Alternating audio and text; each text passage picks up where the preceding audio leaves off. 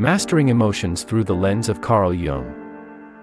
Have you ever felt like someone, with just a single word or small action, could set you off like a spark to a fire?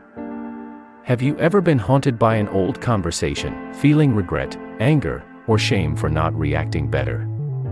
And then you wonder, why do such trivial things hurt me so deeply? Carl Jung, the great Swiss psychoanalyst, once said, "Everything that irritates us about others can lead us to an understanding of ourselves." That statement is like a wake-up call. Negative emotions do not originate from the outside world but stem from unhealed parts within us. To truly avoid being angered or disturbed by others, we must begin a journey inward, to explore the shadow, master our emotions, and rediscover true inner peace. The shadow, the root of anger in Jung's theory. The shadow is the hidden part of our unconscious, where fears, insecurities, traumas, and socially unacceptable traits reside. As children, we learned that certain feelings or characteristics were bad, like selfishness, weakness, jealousy, anger, and we suppressed them. But the shadow doesn't disappear. It lives in the unconscious and waits for a trigger to rise to the surface. When someone says something that hurts us, our intense reaction is often not because of the words themselves, but because they touch the shadow within, perhaps a fear of abandonment, a childhood wound, or a deep-seated belief that, "I'm not good enough." Jung said, "Until you make the unconscious conscious, it will direct your life and you will call it fate." We cannot heal our anger without facing the shadow inside us. 2. The 3-second pause, the silent power between reaction and awareness. In the moment of being insulted, judged, or hurt, our first instinct is to react.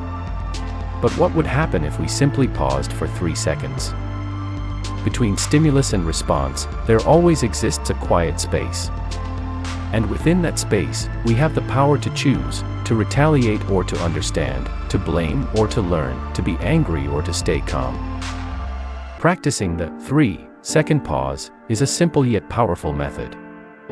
Pause, take a deep breath and acknowledge the rising emotion.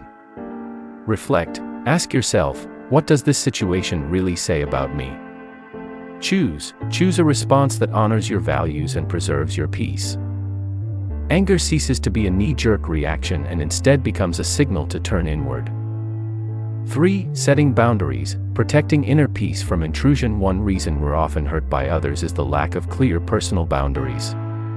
When we don't know how to say no, when we allow others to intrude into our time, space, and emotions, we easily feel overwhelmed and out of control. Boundaries are not walls to keep the world out, they are fences to protect our peace. They teach others how to treat us. Establishing boundaries includes 3 steps.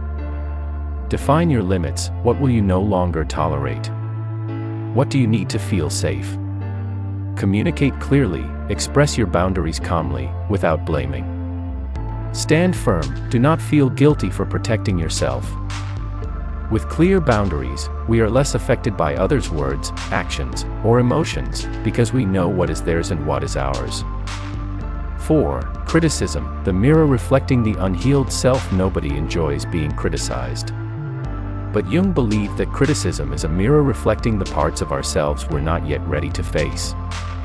When someone criticizes us and we react with strong emotions, anger, sadness, shame, it often points to past wounds, not just the content of the remark.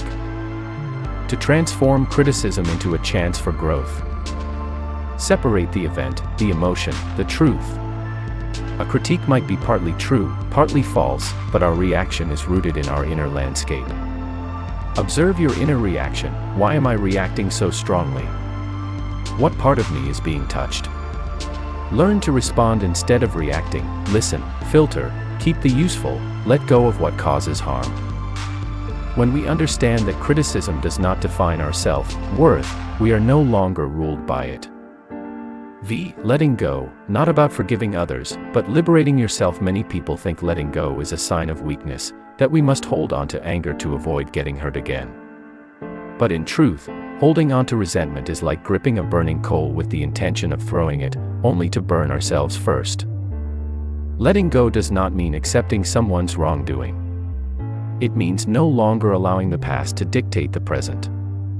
It is a self-liberating act from emotional burdens.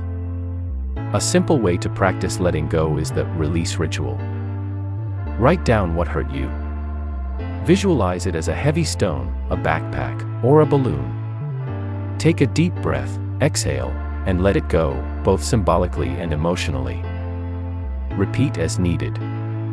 With each release, you feel lighter and freer. 6. Gratitude. The antidote to mental imbalance. Jung believed that to integrate the shadow, we need the light of awareness, and gratitude is that light.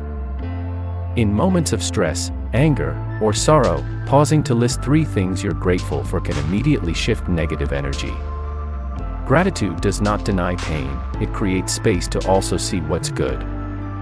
Practice the gratitude reset. When emotionally overwhelmed, pause for a minute. Ask yourself, despite the difficulty, what in this moment can I be grateful for? Write or speak aloud 3 specific things: a person, a moment, a lesson. Gradually, you'll find yourself less susceptible to negativity. Your mind is being reprogrammed with gratitude, acceptance, and serenity. 7. True freedom lies not in stopping others from angering you, but in realizing they never could ultimately.